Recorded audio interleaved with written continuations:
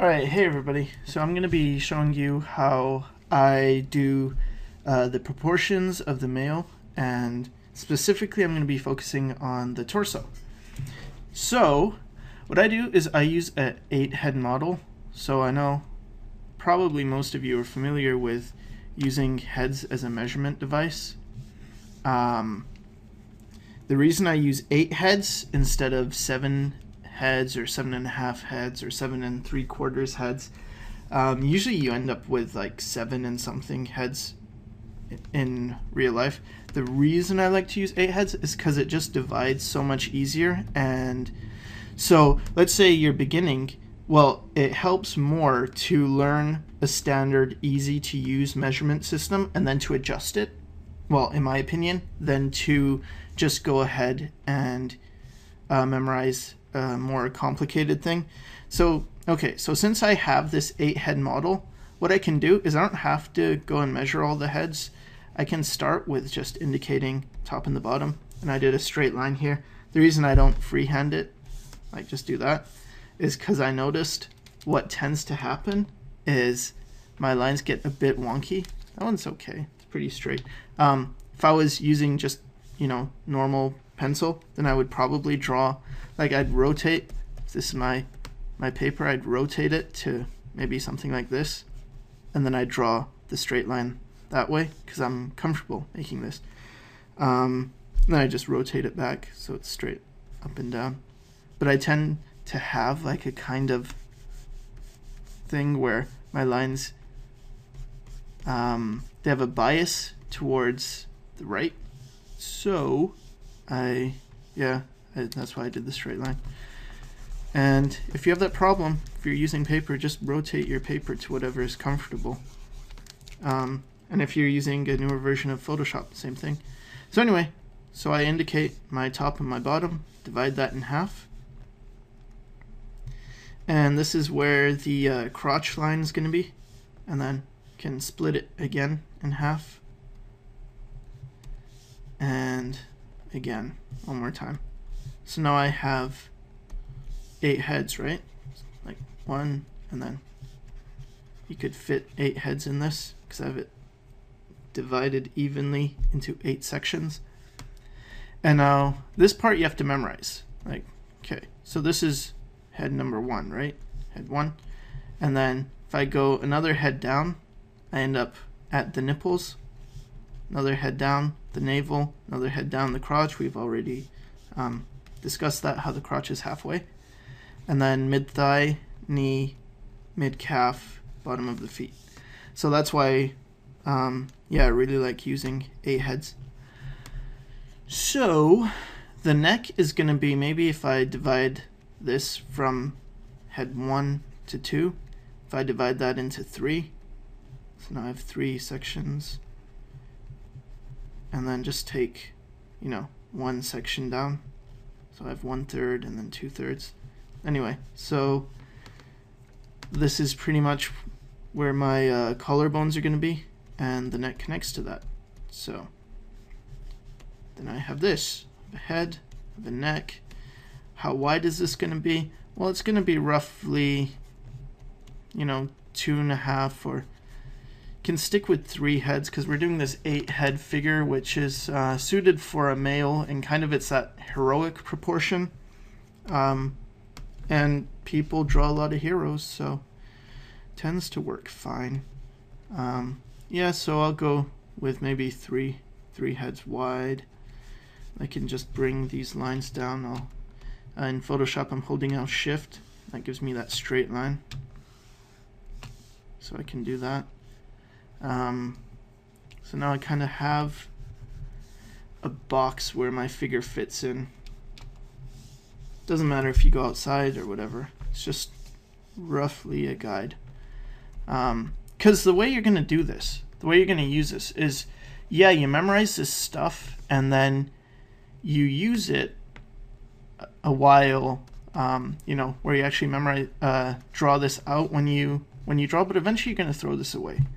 And you're just going to end up drawing, things without this stuff, but you'll remember the proportions, like how big is that space compared to the space the head gets? And then maybe you'll have to put some measurements. Like I tend to include right now the halfway point, which is the crotch, so I know, you know, my legs aren't getting too long, because otherwise I have a tendency to make the body whatever and make the legs like you know, like way too long.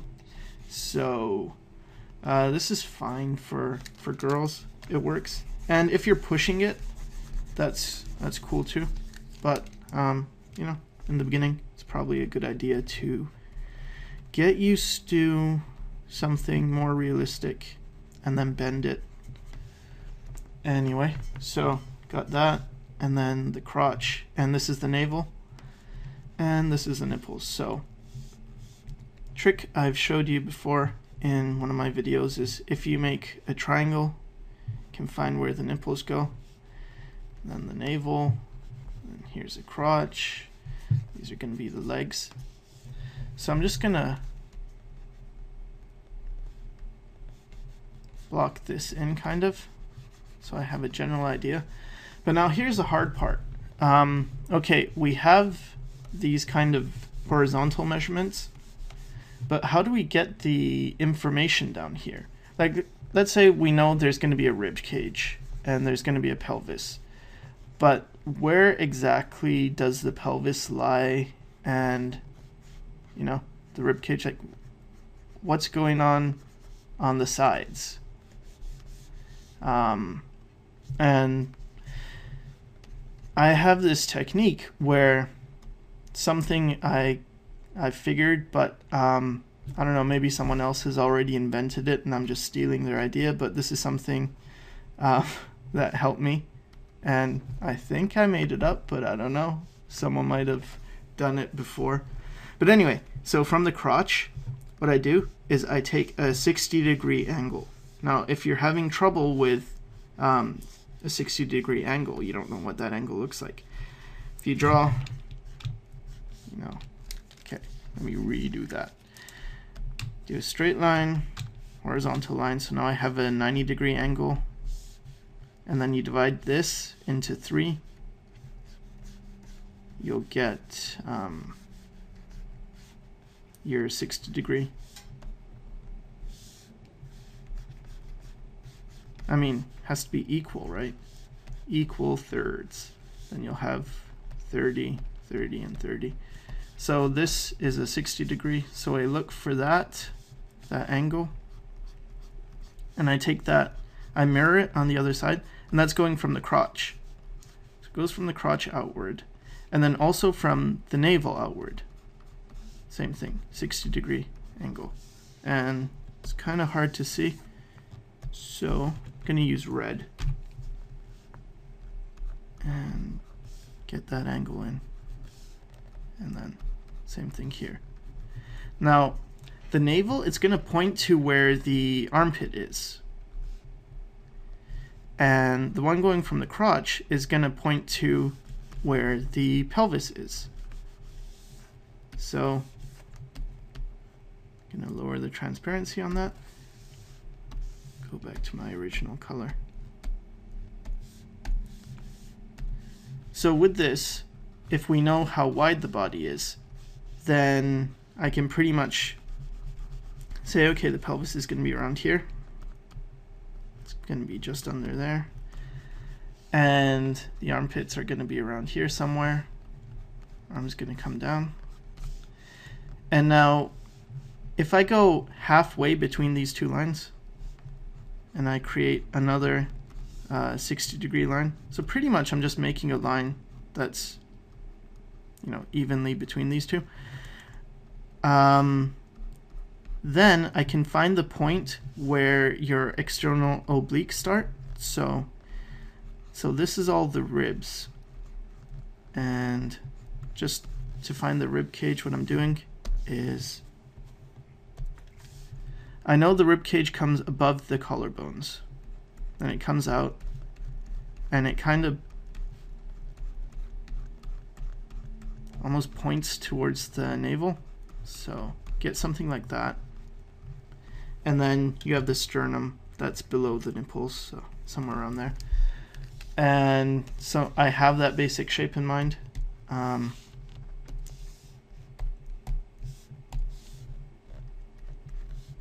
then I get the external obliques coming down like that, and it's from, again, that point halfway between these two, right? So what I end up with is a shape that looks kind of like this.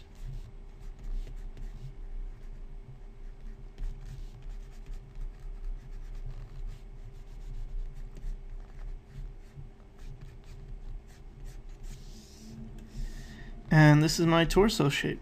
So I went a bit extreme with the external obliques going like that. It's probably going to be more subtle, so I'll keep it more subtle. But then, yeah, got this shape.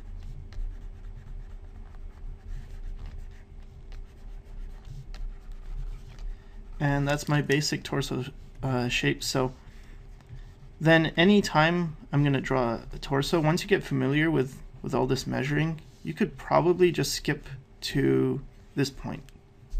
Just start drawing this shape once you've memorized this shape. And you can also extend this so it kind of flattens out.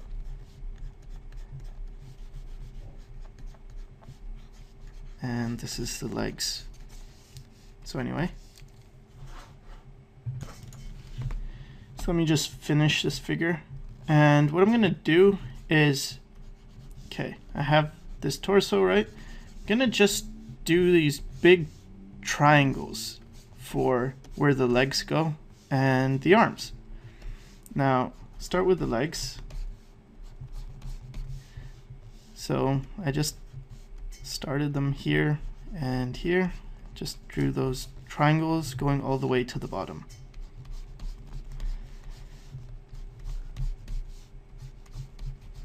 Now, maybe those don't look like legs, but who are you to say? Maybe there's some sailor out there who lost his legs, and this is what his leg looks like, and it's wooden, but anyway, maybe not. Okay, so, but it doesn't matter. It doesn't matter that it doesn't really look like legs. We'll fix that. What this is actually is just, it's creating like a fence, and then we're going to build the legs inside of this. But we need the fence first so we know what our boundaries are. See, I didn't do this before, and what would happen is I would start drawing my figures. Sorry, I'm just correcting the external oblique because I got a bit carried away with that shape. It's got to be subtle. Yeah, I draw my figures, right? And I'd have the measurement down, but I'd draw like the legs kind of like this. Then I'd draw my calves, and my calves would get too big and the legs would get too big, and it would just look weird, right? So what I started doing is this fence shape. And then, I don't know if you've seen my other video, but if not, I think it's called How I Sketch Poses.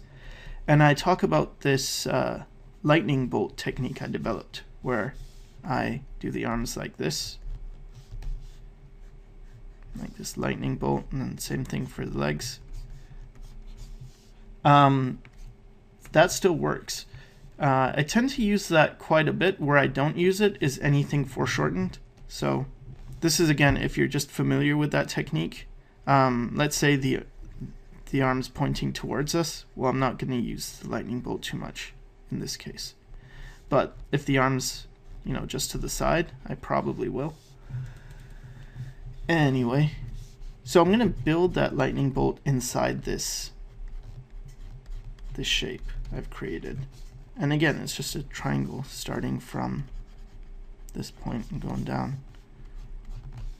And if you remember the measurements where knees are, I'm gonna raise them above this line, but it doesn't matter. I could have put it on the line. and I can do that lightning bolt within this, or I could just, you know, freehand it, doesn't matter.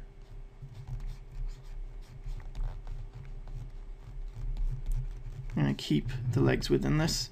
For girls, this works especially well. For guys, you might get a bit, you know, skinny legs, but you could beef those up, but it, you know, it's more reasonable to start with something contained than to just be drawing, you know, a knee here and then you're not sure exactly how everything goes. After a while, you wouldn't need to do this. You probably could get used to proportions enough that you can just, you know, whatever, draw your legs however you want them. But I would recommend for a beginner that maybe this is a good technique for you.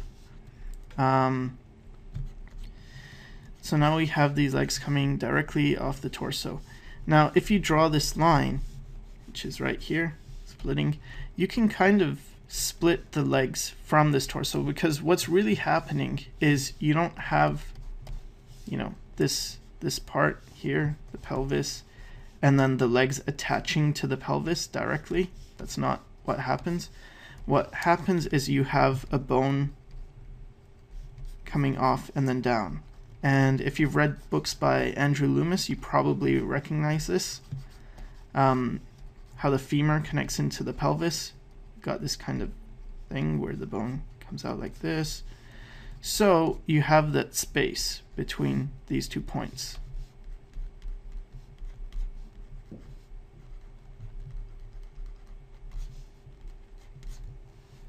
So you can think that the femur comes down like this. I'll use a different color to make it more obvious. Comes down like this. Then you have the knee. Then you have this. So if I'm drawing in the bones here, you know, the rib cage is going to be like that. Then you have your pelvis, this general area. I'm simplifying a lot, but it helps to simplify. You don't want to get things too complicated, because it is something you should eventually get to, but in the beginning, what's the point? Like, that's the problem with a lot of anatomy books, is they just get too complicated too fast.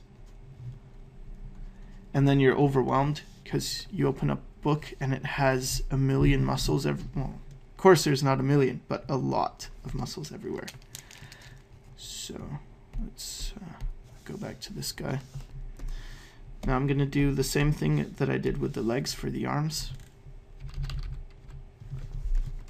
And I'm just going to get those triangle shapes.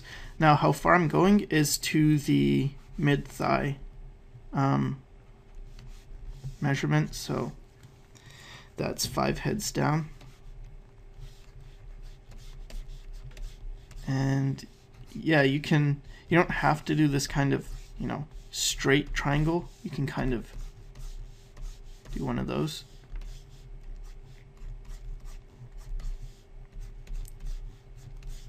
And the start of this triangle should be within the body. So the shoulder actually kind of comes like this. It connects to the collarbone. And then you have your pec muscle going down. Let me zoom in on that. So you got this thing where here's your collar. Let me do it on a different layer. And I'll use yellow for the bone. So here's your collarbone, right? And then you have your rib cage here. What's happening with the shoulder is it attaches to the collarbone, fills this area, and then you have your pec muscle, the pectoralis, the chest muscle, and that also connects to the collarbone, and then it goes towards the bicep. And maybe in another video I'll explain this in more detail, like what happens when the shoulder's raised, what happens to the chest muscle. But anyway.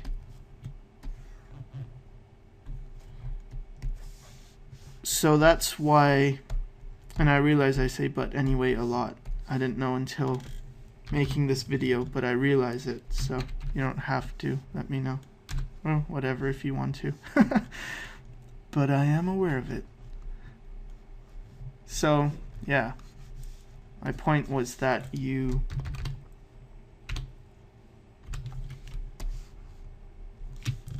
start the shoulder like that within the body for this triangle shape. Doesn't have to be too far. Maybe I did go a bit far. Sometimes when you try and explain something, you end up exaggerating all your points, like how I did with the external oblique, and you just got to be aware of that. So it's probably more like this, and then you'd have your arms. Now I'm not going to draw in the detail for the legs. I just wanted to get the proportions down. But here you have your torso shape, and your elbow would be at the same level as your navel, which is 3 heads down. 1, 2, 3. Here's your elbow. And this is really something you probably should memorize, just these 8 heads. So if someone asks, you know, what's 5 heads down? Mid thigh, what's 6 heads down? Knee, 7, mid calf. And then I have a video explaining how to draw feet, so I'm just going to put in some generic triangles. And if you watch that video, you'll know what those triangles mean, what to do with them. And if not, then I guess he's just wearing funny shoes. Yeah, so that's pretty much it. We have our proportions, we have this torso shape.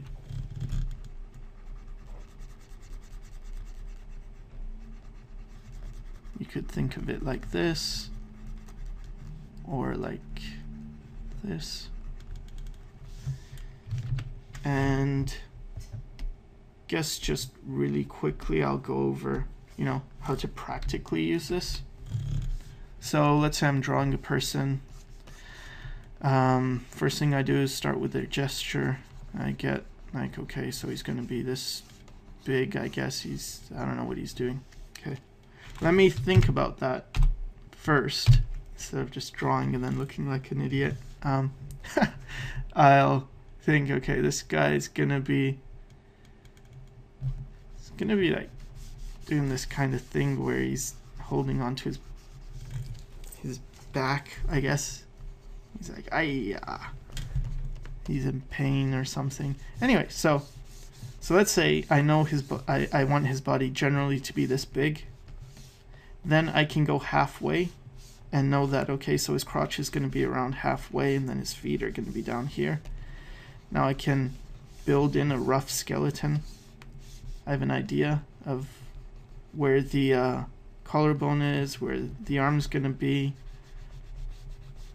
Can start building it. I can use that shape of the torso.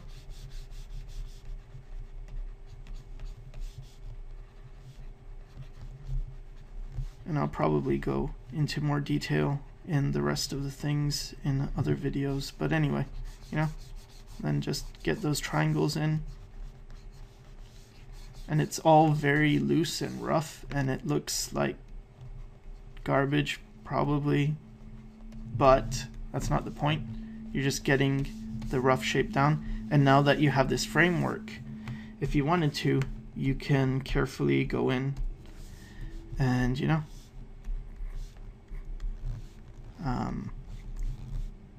use my lightning bolt technique. Keep things within the boundaries and get our shoulder in.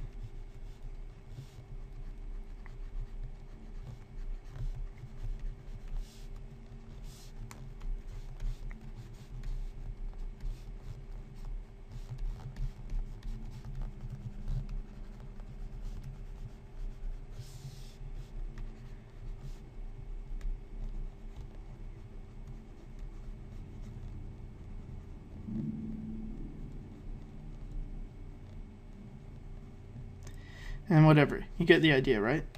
So, yeah.